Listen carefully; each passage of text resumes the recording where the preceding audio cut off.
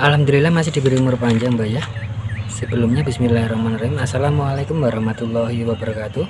Salam sejahtera dan rahayu buat sahabat semua. Harapan semua sehat dan selalu diberi rezeki yang cukup tentunya. Amin amin ya robbal alamin. Oke Mbak, kali ini saya akan membahas masalah berbagi tips atau trik seputar koil. Kali ini yang kita akan bahas yaitu koil, kabel koil, dan jalurnya yang menuju ke ecu Mbak ya. Kira-kira seperti itu Mbak. Oke Mbak, pertama-tama kita akan mencoba mengukur apa dulu Mbak. Kita mulai dari kabel koil dulu Mbak ya. Kita mulai ukur dari kabel koil dulu. Kabel koil ini ada dua ya. Yang satu masih tertancap di mobil Mbak. Saya ukur ini saja ya, kabel coil 2 ini ya. Kebetulan ini rusak Mbak, waktu itu kena tarik ya, jadi saya pikir mau beli ini masih lumayan bagus, jadi saya pikir ini saya coba perbaiki saja. Dan sekarang kita coba ukur ya, yang pendek kita ukur ukurannya. Kalau melihat dari skema yang ada Mbak ya, seperti berikut Mbak ya.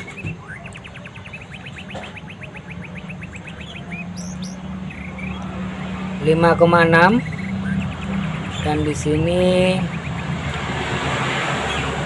3,8 Mbak ya, 3,8 ya, 5,6 3,8.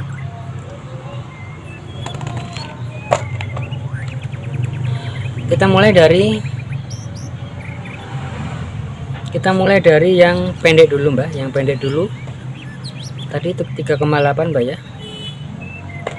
Kita cek ukur menggunakan apometer Mbak, skalanya di sini ya, ohm, kilo ohm. Tapi sebelum itu Mbak, kita harus mengkalibrasi. Kadang-kadang kita tidak juga langsung percaya kalau alat ini bagus apa tidak Mbak ya. Kita menggunakan satu buah resistor 1K yang masih baru. Ini saya coba ukur ya. Kita coba ukur resistor 1K yang masih baru untuk memastikan apu ini benar-benar layak pakai apa tidak Mbak ya. Minimal toleransi lah Mbak. Kita ukur tanpa dipegang. Bisa dilihat itu Mbak ya. Bisa dilihat ya, 1K ya, bisa dilihat ya. Dan sekarang kita pakai untuk mengukur kabel yang pendek Mbak ya, kabel busi yang pendek kita ukur.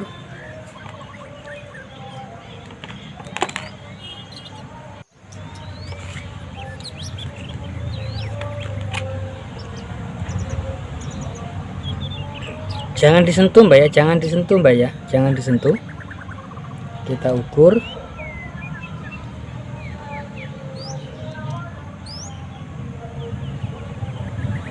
3,8 Mbak ya, 3,88.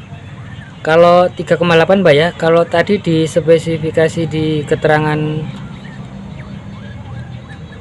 skema tadi di 38 Mbak ya, berarti untuk kabel ini masih layak pakai Mbak ya. 3,8 kilo ohm berarti masih layak pakai ya.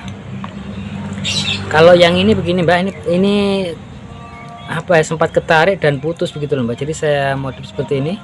Mungkin teman-teman nanti mau ikutan ya, seperti ini. Saya menggunakan kabel besar, dari sini saya solder langsung. Saya solder dan saya jepit dengan besinya itu. Setelah itu saya taruh lem besi sedikit. Setelah itu saya lilitkan kabel isolasi anti panas sampai di sini. Sampai di sini ini menembus, ini saya robek di sini Mbak ya, di sini saya robek dan sampai di sini. Sampai di sini Mbak. Kabel besar ini Mbak, kabel besar. Dan sekarang kita coba ukur apakah selisihnya jauh. Tadi 56 Mbak ya harusnya ya. Kita ukur. Jangan dipegang Mbak ya, jangan dipegang Mbak ya, di dua buah katup. Sebenarnya terpegang satu begini tidak masalah, tapi kalau bisa jangan dipegang. Kita ukur 3,6 kilo ohm Mbak ya. Bagus Mbak, bagus, tapi Ya minimal masih toleransi lah Mbak, kalau beli juga lumayan. Intinya tidak di atas 6 ke sana Mbak ya, tidak di atas 6 ke sana. Ini ya, tidak di atas 6 ke sana Mbak ya, bisa dilihat ya.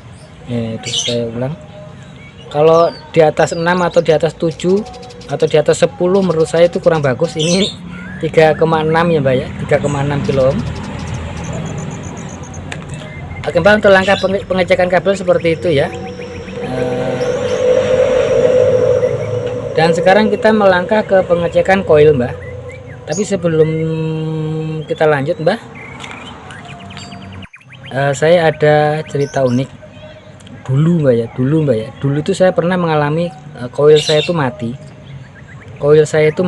Setelah itu saya ganti produk steker. Harganya di sini tuh lumayan Mbak. Harganya untuk steker saya tidak menjelek-jelekan ya, karena ini memang faktanya seperti itu. Dan waktu itu pun belum saya modif untuk upstream coil ya, belum saya modif untuk upstream coil. Saya menggunakan produk seperti ini, steker, tapi saya pakai Mbah 15 hari langsung mati. Tapi saya tidak bisa bilang karena begini, mungkin produk steker yang KW mungkin Mbak ya, mungkin, saya tidak tahu. Tapi saya pakai 15 hari langsung tewas. Waktu itu saya belum up ya, belum up untuk pengapian saya, karena sekarang kan saya punya pengapian itu saya up ke 22 volt. Kalau untuk standar mobil kan dia pokoknya bermain di 12 sampai 14 Mbak ya untuk pengapian, mengikuti aki Mbak ya. Dan setelah saya pakai 15 hari mati, saya mau beli lagi tapi trauma Mbak. Kebetulan yang rusak itu ini, produknya yang saya pakai Diamond. Bisa dilihat produknya yang saya pakai Diamond. Setelah saya pikir-pikir lagi, ini Mbak, ini yang di dalam sana itu, Mbak. Bisa dilihat ya, yang di dalam sana itu, rupanya berkerak begitu loh Mbak, berkerak. Nah, setelah itu saya gurinda Mbak, saya gurinda habis. Setelah saya gurinda habis, saya bersihkan itu di sini ada lempengan Mbak, ada lempengan. Setelah itu saya kerik lempengannya. Setelah saya kerik, saya berikan timah sedikit banyak, dan saya berikan kabel seperti ini. Yang mana nanti di sini menempel ke, yang mana kabel nanti ini penggantinya sini Mbak ya, karena ini kan posisinya agak tinggi. Yang mana kabel ini nanti menempel ke, tunggu dulu Mbak, saya ambilkan. Yang mana kabel ini nanti akan terpasang seperti ini. Jadi waktu saya pasang nanti seperti ini, dimasukkan seperti ini dan ditekan seperti ini. Masalahnya begini Mbak, 450 itu tidak sedikit ya. Jadi saya pikir dengan menggunakan itu, dan alhasil saya setelah saya pakai, saya cek, saya nyalakan mesin, alhamdulillah tidak ada masalah Mbak, tidak pincang, tidak apa, kira-kira seperti itu. Dan untuk eksperimen ini mari sama-sama kita ukur. Cuma sayang Mbak ya, untuk produk steker itu yang rusak itu sudah saya bongkar untuk melihat isi dalamannya. Cuma yang jadi masalah hilang Mbak, waktu kebanjiran, kebetulan ada banjir lalu sempat hilang untuk rangkaiannya itu. Padahal itu saya memakai untuk penelitian, penelitian untuk Mbak ya, untuk mencari tahu isi dalamannya, tapi malah kebanjiran Mbak. Oke Mbak, sekarang saya ukur ya. Kita ukur koil yang di sini ya. Sekali untuk cara ngecek koil ya. Saya ukur koilnya. Untuk koil kita lihat lagi di sini Mbak. Koil ukurannya berapa ya?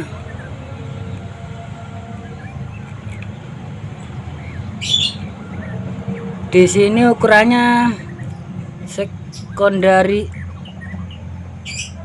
13,6 Mbak ya, 13,6 Mbak ya di sini ya. Di situ 13,6. Sekarang kita coba ukur ya, perkiraan untuk toleransi mungkin ke 15 Mbak ya. 13,6 ke 15 Mbak ya untuk toleransinya, mungkin sekitar itu. Dan sekarang kita coba ukur. Kita coba ukur berapa.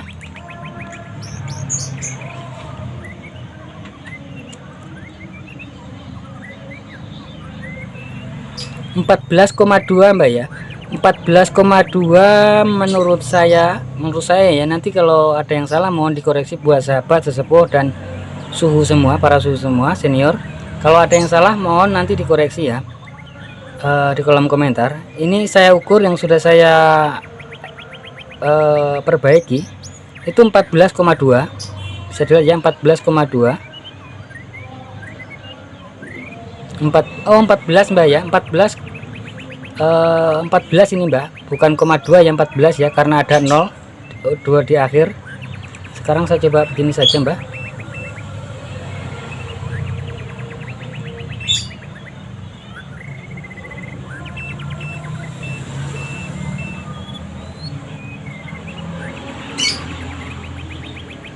(14,2) Mbak ya. Sekarang saya ukur yang tidak dimodif, masih merek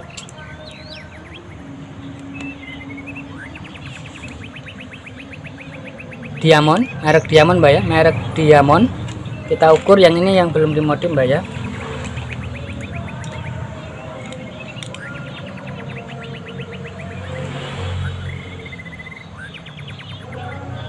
Empat 14 Mbak ya, 14 Mbak ya. Yang tidak dimodif 14. Saya rasa masih toleransi dan masih bisa dipakai Mbak ya, walaupun mungkin sudah ya namanya termakan umur Mbak ya, karena dari saya beli gerobak itu Mbak, saya dari beli gerobak belum pernah ganti busi, belum pernah juga ganti koil Mbak. Yang ini Mbak ya, yang dua ini belum pernah diganti ya, sempat ganti satu kali kan mati itu. Dan singkat cerita, ini mungkin penting juga buat sahabat dan Mbak semua ya.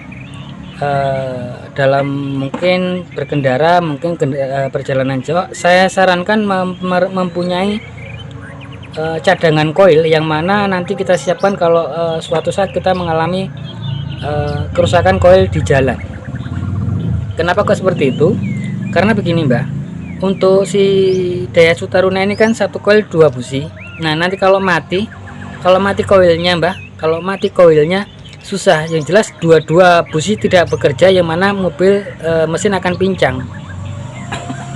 Berbeda yang 4 koil Mbak, contoh di mobil mesin-mesin keluaran terbaru dia menggunakan 4 koil, yang mana kalau mati satu, yang 3 masih jalan, itu pincangnya tidak terlalu terasa Mbak. Tapi kalau untuk Daihatsu Taruna kalau tidak salah banyak ya persamaannya ya, seperti ini ya. Itu nanti kalau mati yang jadi masalah mobil akan pincang dan kita paksakan, kasihan mesin, kira-kira seperti itu. Dan kebetulan saya Bapak Camat, kebetulan sahabat saya, beliau jalan-jalan ke rumah ya, beliau beliau membawa koil juga di dalam mobilnya, 2 biji yang katanya koil itu mati Mbak. Dan untuk produknya bisa dilihat, produknya steker, dan menurut katanya beliau ini mati begitu loh.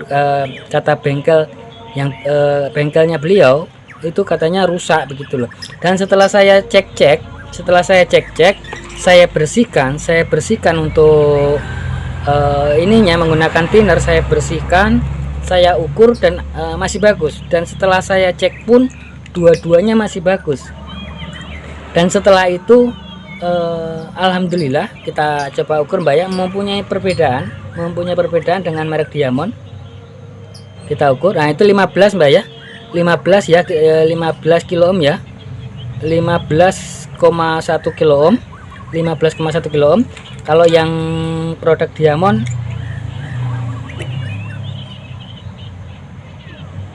14 sih Mbak ya, 14 itu Mbak ya. Dan mohon maaf Mbak ya, tadi sedikit ke pause ya, bagaimana Bang. Oke Mbak, jadi kesimpulannya buat sahabat dan Mbak semua yang mungkin nanti mempunyai koil yang tiba-tiba mati, apalagi mereknya merek Diamond Mbak ya, apalagi mereknya merek Diamond, ini merek produk bagus ini Mbak ya. Tiba-tiba mati, jangan buru-buru mengganti koilnya Mbak.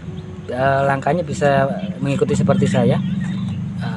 Jika diukur, mungkin diukur seumpamanya diukur Mbak ya, seumpamanya diukur sudah tidak ada Mbak ya, diukur sudah mati atau tidak ada atau bagaimana, biasanya tidak ada Mbak ya, biasanya kalau diukur tidak nyambung Mbak ya, itu bisa kita gergaji saja, kita gurinda. Nah setelah kita gurinda Mbak, di sana nanti kita kerok-kerok sedikit begitu, ada lempengan, kita kerok, ada lempengan, kita kerok. Setelah kita kerok, kita berikan timah,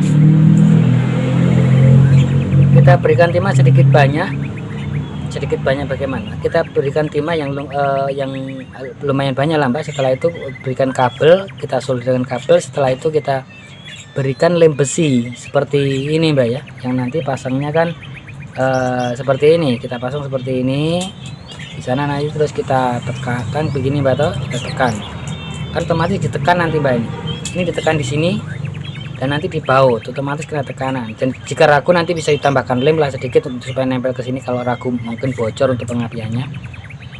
Kira-kira seperti itu Mbak. Dan saya ucapkan terima kasih buat Bapak Camat ya, kebetulan beliau itu mobilnya gunanya banyak Mbak, cuman nggak tahu dia hobi menjadi favoritnya ya. Daya Sutaruna pernah ditawar orang tapi tidak dikasih. Saya ucapkan terima kasih buat beliau, mungkin beliau juga nonton video ini.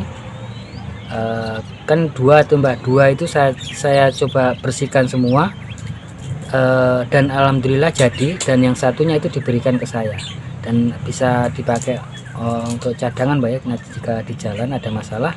Jadi buat sahabat dan Mbak semua, untuk pengguna kendaraan yang mana koilnya itu satu koil 2 busi, saya sarankan membawa cadangan, apalagi perjalanannya itu jauh.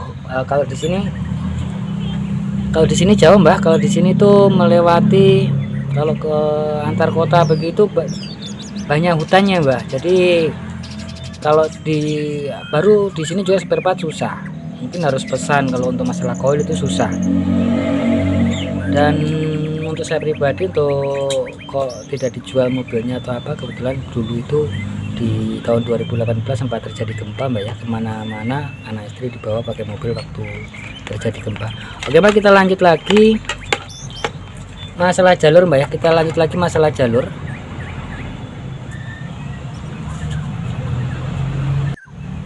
Kita lanjut lagi sesi selanjutnya, yaitu kita bahas jalur. Di sini ada 3 jalur, yaitu pokoknya begini Mbak, di antara di pinggir sini atau pinggir sini itu adalah negatif, dan yang satunya itu positif 12 volt, harusnya 12 volt. Dan yang satu itu adalah signal dari ECU yang lari ke sini, karena dari Delco mengirim signal ke ECU, terus ECU bekerja mengirim signal ke sini. Signalnya itu mungkin sekitar arus 5 volt ya, kurang lebih arus 5 volt. Coba saya cari dulu Mbak di yang jelas ya beginilah Mbak, kurang lebih stromnya itu 5 volt yang mana dikirim ke sini, yang mana nanti menggerakkan coil, menyuplai tegangan ke busi. Dan mungkin dalam beberapa kasus jika mungkin sudah mengganti koil, dalam beberapa kasus anggaplah pengapian tidak ada, yang apa yang dilakukan sudah melakukan mungkin sudah mengecek kabel semua bagus semua, terus sudah kita cek di sini ada arus 12 volt, Delco nya sudah bagus, cek jalur Delco yang ke ECU juga sudah bagus. Di sini bisa kita cek Mbak, yaitu di sini untuk jalur yang di sini Mbak ya, jalur yang di tengah ini, jalur pemicu itu ada di sini. Untuk yang di depan Mbak ya, anggaplah ini mobil dan kepalanya di sini menghadap ke sana Mbak ya, menghadap ke sana. Itu ada 2 busi, ada 2 koil Mbak ya, ada 2 koil. Yang koil sini itu kalau tidak salah, kalau pengen itu Mbak, yang koil sini mendapatkan dengan apa itu Mbak, yang sini. Intinya begini, jalurnya itu IG1 IG2 Mbak ya. Kelihatan tidak ini Mbak?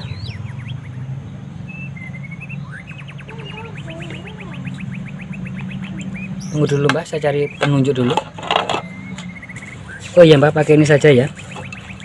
Yang jalur begini Mbak, yang jalur dari mana ya? Tunggu dulu. Anggaplah ini begini Mbak ya. Anggaplah ini begini, menempel. Terus ini begini. Ini kan busi sini. Terus yang ini begini Mbak. Yang ini kan begini. Mau diterapkan di mobil panas Mbak, panas di luar Mbak. Kan begini. Kan posisinya begini Mbak. Posisinya itu seperti alah. Ini saya dulu. Kan seperti ini. Seperti ini. Kira-kira seperti ini kan. Nah, jadi busi di sini 1 dan 4. Terus di sini 2 dan 3. 1 4 2 dan 3. Jadi mohon maaf Mbak jika mengalami kesalahan, tolong diluruskan ya buat para sesepuh dan senior dalam saya menerangkan ya. Nanti tolong dikoreksi jika salah, ditulis di kolom komentar. Jadi begini, untuk jalurnya itu Mbak, untuk jalurnya itu anggaplah ini mobil kan menghadap ke sini Mbak, kepalanya kan menghadap ke sana. Ini busi 1, busi 4, busi 1, 2. Jadi 1 dan 4 itu begini Mbak, jalurnya ada di X1. X1 itu di mana? X1 itu di sini Mbak.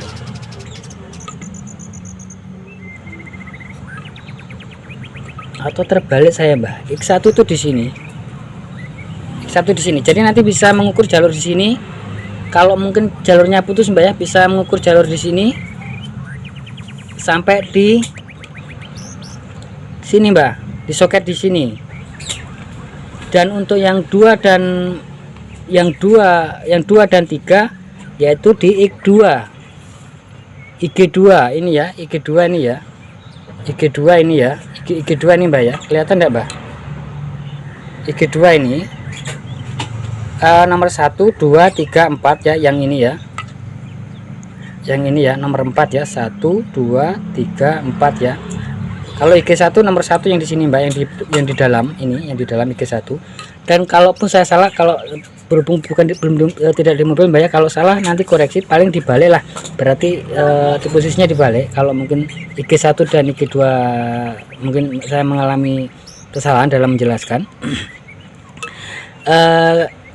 Jika nanti mungkin jalurnya ada di sini Mbak, jika nanti jalurnya di sini ada, berarti kerusakan ada di sini.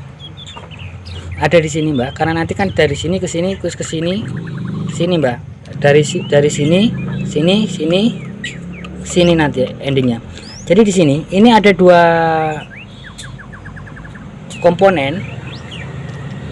Mungkin perlu dibuka dan diganti kalau kalah Mbak ya.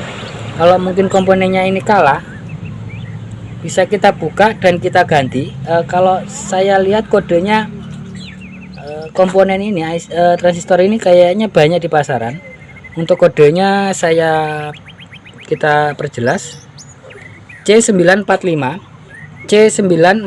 bisa mengganti komponen ini Mbak ya. Setelah melakukan pengecekan, jika rusak kita ganti, atau kita langsung ganti dua-dua saja Mbak. Kalau komponennya murah Mbak, mungkin 1001 atau 1501 harganya, kita ganti ini. Dua-dua ini kita ganti Mbak. Kalau biasanya kan kalau sudah begitu, kadang-kadang teknisi yang tidak memahami ECU kan begini Mbak, ada teknisi itu juga ada yang spesialis mesin, ada begini-begini, spesialis ECU. Nah, spesialis mesin kadang-kadang ada yang tidak paham, mungkin teknisi baru atau apa tidak paham untuk bagian ke ECU. Jadi bisa mengecek komponen 2 ini. Ini untuk pengapian mbak ya, untuk pengapian ya, untuk pengapian bisa kita cek komponen 2 ini. Jika mengalami kerusakan, ganti salah satu atau kita ganti dua-duanya mbak, kira-kira seperti itu. Dan untuk arus 12 voltnya kalau tidak salah dari sini mbak, harus 12 voltnya itu dari sini, kalau tidak salah dari sini harus 12 voltnya itu, harus 12 volt yang ke sana itu kalau tidak salah dari sini. Jadi apa yang akan saya jelaskan mbak, untuk pengapian juga delco ada di sini ya. Untuk sebenarnya sudah saya ulas ya. Untuk delco itu ada di sini. Saya zoom 2 kali kok belum besar mbak. Untuk delco itu ada di sini.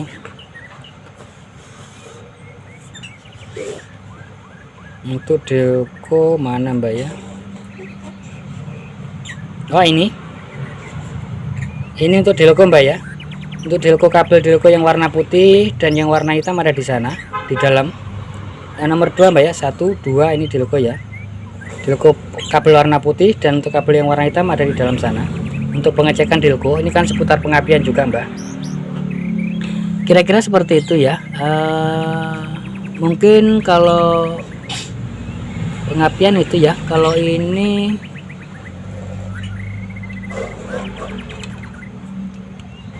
ada 2 komponen, kodenya sama, yang ini berbeda. Ini untuk injektor mbak ya, kalau tidak salah ini untuk injektor mbak, jalur ke injektor ini. Untuk 2 ini ke injektor ya. Kayaknya itu saja mbak yang akan saya terangkan ya, yang sudah saya terangkan, maksudnya untuk seputar dari pengukuran kabel busi, koil, dan jalurnya yang pemicunya itu tadi sudah saya terangkan. Mungkin itu saja mbak yang saya terangkan, apalagi ya hanya saya terangkan. Mungkin ini video juga sudah terlalu panjang mbak, mungkin nanti saya sambung lagi di video selanjutnya ya. Intinya untuk pengecekan kabel sudah paham ya, intinya kalau kabel itu sudah di atas 6 atau 7, saya sarankan ganti mbak. Kalau sudah, contoh ini mana tadi ya, contoh ini tadi ya, supaya pengapian bagus mbak. Kalau pengapian juga kurang bagus ya enggak, performa dari mesin itu sendiri tidak sempurna mbak ya, tidak berjalan semestinya.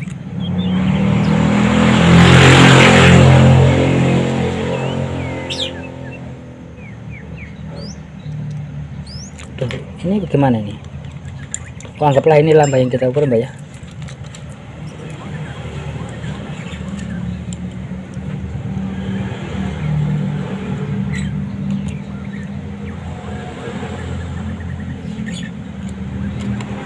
Kita coba kalibrasi dulu mbak dengan R.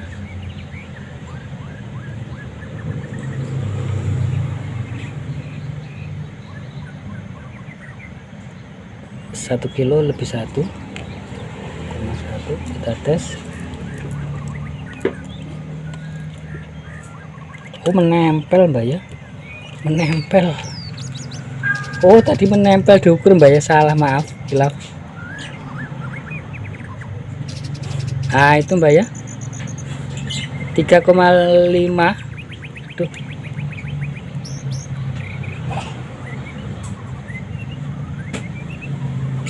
3,5 mbak ya, 3,5.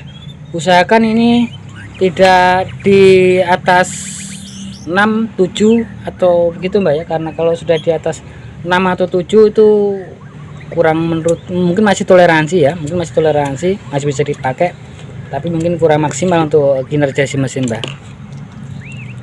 Kayaknya sampai di sini dulu mbak ya untuk video atau tips kali ini. Jika ada salah kata mohon dimaafkan mbak ya. Insya Allah nanti umur panjang, bisa bertemu kembali dengan berbagi tips-tips terbaru tentunya mbak ya. Oke mbak, buat sahabat dan mbak-mbak semua, jangan lupa bahagia, berbanyak dalam mengucap rasa syukur dan sedekah mbak ya. Dan khusus buat sobat muslim, sekedar mengingatkan saja, mari sama-sama kita berbanyak sholawat dan perbaiki sholat tentunya. Akhir kata akhir salam, wassalamualaikum warahmatullahi wabarakatuh.